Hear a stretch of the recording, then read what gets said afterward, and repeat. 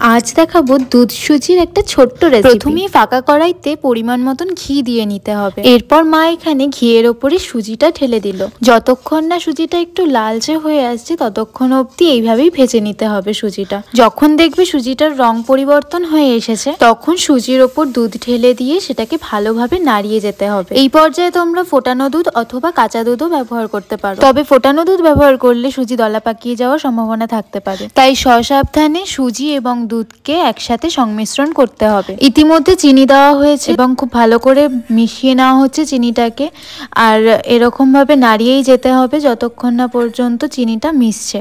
এক পর্যায়ে মেশানোর সাথে সাথে দুধটিও দেখবে ফুটে যাবে আর সুজিটাও ভেসে উঠবে। অনেকে তো অনেক রকমভাবেই সুজি খেয়েছো, অবশ্যই এইভাবে একবার ট্রাই করে দেখো, আশা করছি ভালো লাগবে। তবে আমার ভিডিওটা যদি তোমাদের ভালো লেগে থাকে আমি এরকম ভিডিও আরও আনবো। তোমরা সবাই সাবস্ক্রাইব করে বেল আইকনটা প্রেস করে রেখো যাতে আমার ভিডিও সবার প্রথমে আসে আর আমিও তোমাদের ভালো ভালো ভিডিও উপহার দিতে পারি। আজকের জন্য টাটা।